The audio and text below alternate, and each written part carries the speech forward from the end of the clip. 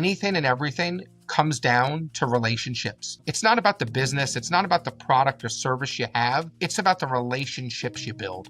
People are just social media, artificial intelligence. Nobody gets like handwritten letters anymore. Why is that so important? In a world that teaches you to fit in, we teach you to stand out. We'd see this guy in New York City saying, "Get your apple, $1 million." My dad went up to him and said, "An apple, $1 million?" The guy looked at him and said, "I only need to sell one."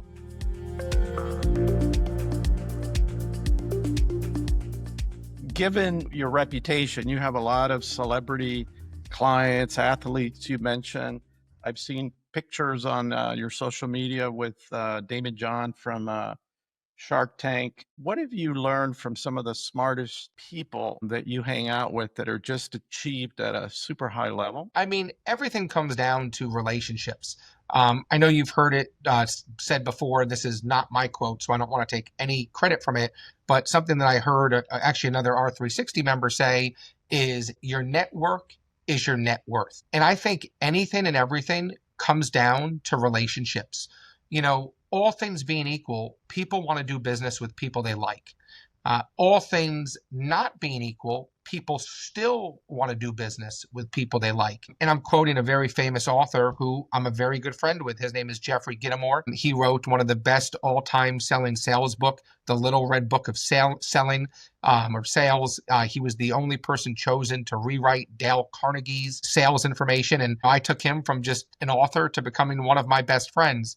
And he would say things like, make a sale, make a commission, make a friend, make a fortune. And I think those things today more than ever are so important. It's not about the business. It's not about the product or service you have. You know, it's about the relationships you build. You know, you said this day and age, which I assume you're talking about, people are just social media, artificial intelligence. You make a special effort to connect with people. When you were trying to develop a relationship with the mentor you finally had, you mentioned that you sent a FedExed handwritten letter. Nobody gets like handwritten letters anymore. Why is that so important? And the other thing I think you were telling me once about Gitomer is that you would try to dream up like what would be the most amazing custom gift for this particular person that would arrive with that handwritten letter that would be like a wow. Like, why is that important? Give us some examples of things that you've done that have impacted people. I just think, you know, everything's lost these days in social media and, you know, online. You know, a kid spends hundreds of thousands of dollars going to school, and then when it's time to get a job, you know, they send you an email. Well, emails get lost, you know, everyone else sends an email. How do you stand out? So when I go talk, you know, at the universities and I'm talking to people, you know, what I tell them is, look, go to FedEx, go to Kinko's, and go get, 30 resumes printed. Okay, get them printed on thick paper, get them bound in a spiral, put a clear plastic page over it. You know, it's going to cost you, you know, a couple bucks to do that. So maybe it costs you $100, if that, to get 20 of them. I said, you just spent hundreds of thousands on your education. Why not spend $100 on your presentation? And, you know, the people that are hiring you, the way they look at it is the way somebody does anything is how they do everything. And how you present yourself to the person that you want to hire you is probably how you're going to present yourself to the clients of that person and the people that you're working for. So I always tell people, spend time, put together a really good resume, and then go to the office where you want to work. And I would go up to the secretary and I would say, hi, let's say, my name is John Smith, and I'd really love to work for, this professional hockey team. Is the hiring manager or the owner around? And you know what the secretary is going to say? The secretary is going to say, oh, thank you so much. Please give me your resume, and I'll give it to him. And I would say, with all due respect, I truly appreciate that. But if it's okay with you, I would just like to sit here in the lobby. I don't care if it takes 5 hours. If that person has a 10-second break, I would just like to hand it to them personally and shake their hand. Well, the secretary is going to probably be a little pissed off, but she's going to tell that person, hey, there's this guy. He won't leave, and he just wants to hand you his resume personally. And at some point, that guy has to use the bathroom. He has to get up, And he's going to come in, and I would look him in the eyes and I would say, "Hi, my name is John Smith, and I would love to come work for your professional hockey team. I know I can add value. I will do anything and everything you want. I will sweep the floors. I will wash the windows. I want to prove to you." And I would shake his hand. Now, I'm not saying you're going to be guaranteed a job, but you're probably going to be guaranteed an interview. So you need to do things to stand out. And I went to a prep school, a boarding school. I'll never forget their slogan. It was a basket of red apples with one green apple. And it said, "In a world that teaches you to fit in, we teach you to stand out." So don't be the one of 1,000 people that sends your resume. Go knock on the door. Get your foot in the door. And don't worry how much they pay you. People are so worried about, well, how much am I going to get paid? It doesn't matter. Because if somebody comes in and they work for me for free, well, if they're the best employee and team member, if I don't give them a big salary, I'm going to lose them. And on the other hand, if somebody comes in and I give them a huge salary up front, in a week or two, if they're terrible, they're out the door. So I always tell people, you spend a fortune on your education, spend a tiny a bit of money, pennies, on presenting yourself, and go and meet people. And look, 1 out of 10 people may think you're too aggressive and you may turn them off. That's okay. You only need one person. My dad used to tell me the story how he'd see this guy in New York City saying, "Get your apple, $1 million, get your apple, $1 million." And my dad went up to him and said, "An apple, $1 million?" And the guy looked at him and said, "I only need to sell one." That is so good. So, my story around that, they canceled my trade in the stock market. And I was a military background. I didn't know anything about the stock market. So I go back to Columbia Law and I start like really getting into numbers. I'm really good with numbers, and I start trading options. And I remember I bought these Motorola options. I basically made like $300,000 trading while I was in law school, on a computer. And I'm like, damn, I'm going to go 72,000 a year for 3,000 hours in here. So I read this book by Jack Schwager called Market Wizards, and it had like the 10 best traders. And there was one guy who went to Columbia Business School. He was a U.S. Marine, like in '68, and he was a Jewish kid who became a Marine. And now he trades on his own. And he got so bored winning the stock trading competition for 7 years in a row that he left. And he was trading in Boca Raton. And that's where I wanted to go because my in-laws lived there. So, but he was a really grouchy, cranky kind of guy.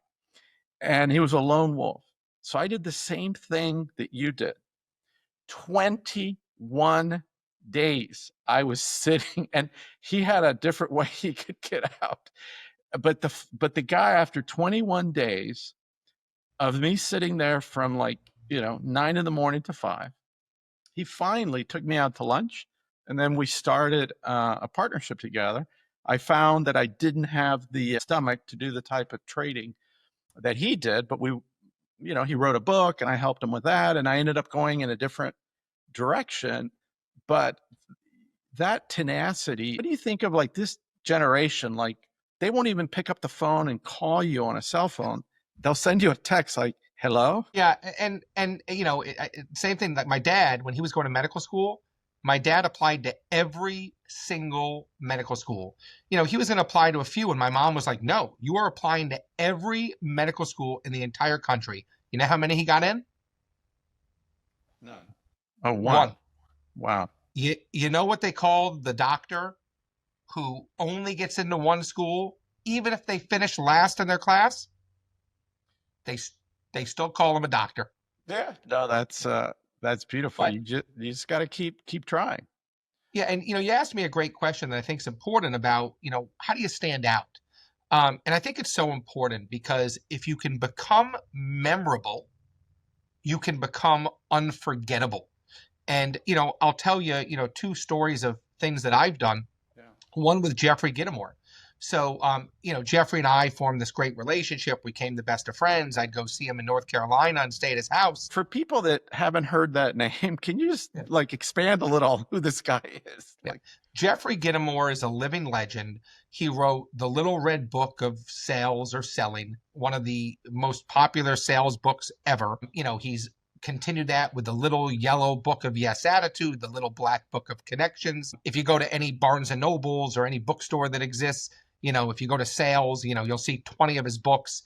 He rewrote Dale Carnegie's, all of his sales books. Just one of the most brilliant minds in the world, and authors when it comes to selling. And what's the And difference in age with you?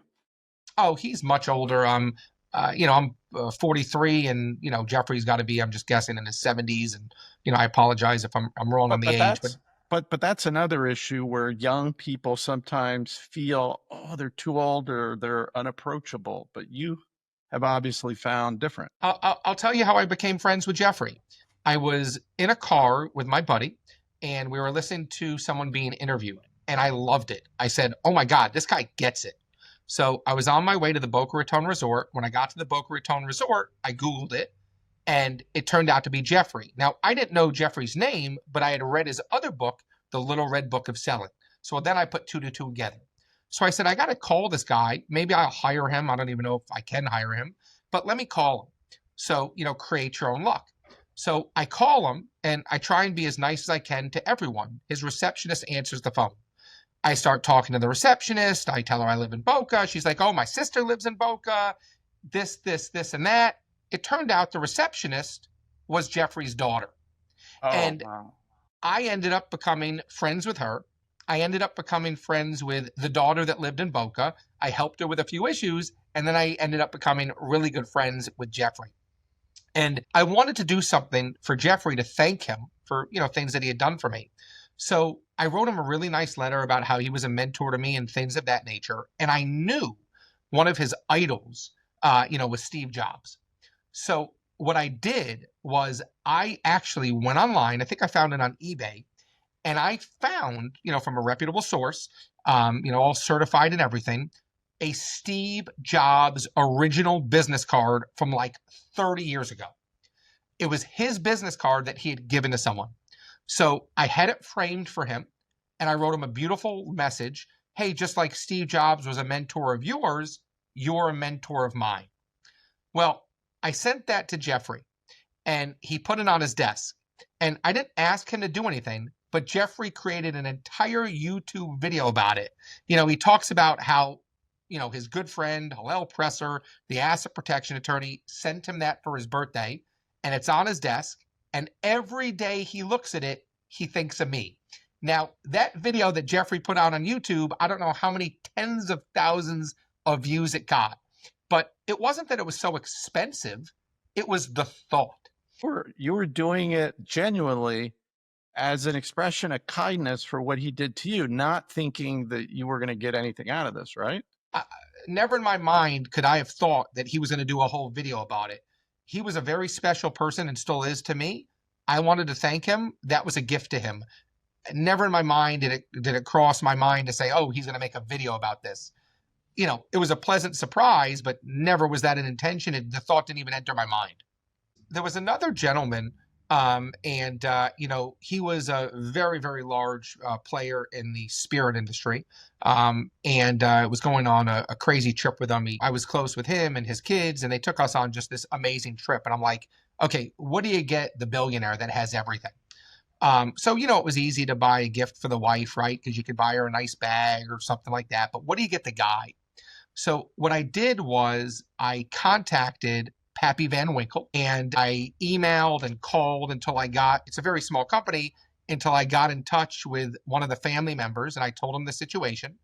And I bought a bottle of Pappy for the person, but I had the person from Pappy write a letter that said, from one connoisseur to another, enjoy the Pappy.